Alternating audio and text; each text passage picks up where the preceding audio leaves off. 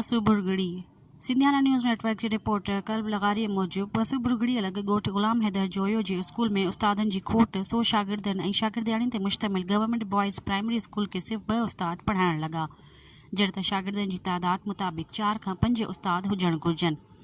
पर स्कूल में उस्तादनि जी खोट ते 100 शागिर्दनि खे पढ़ाईंदड़ उस्तादनि मीडिया सां ॻाल्हाईंदे चयो त शागिर्दनि खे सही तरह तालीम नथी मिले। उस्तादनि जी सख़्त ज़रूरत आहे, जॾहिं त हीउ स्कूल 4 ॻोठनि जे विच में आहे।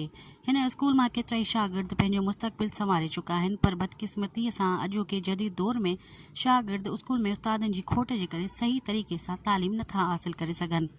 असां तालीम खाते जे वज़ीर सैयद सरदार शाह ऐं सिंध जे बाला ऑफिसरनि खां अपील था कयूं त असांजे school government boys primary school Ghulam Haider Joyo में उस्ताद जी ज़रूरत खे पूरो कयो वञे। स्कूल खे उस्ताद ॾिना वञनि त जीअं 300 शागिर्दनि खे प्रॉपर तरीक़े सां तालीम ॾेई सघिजे।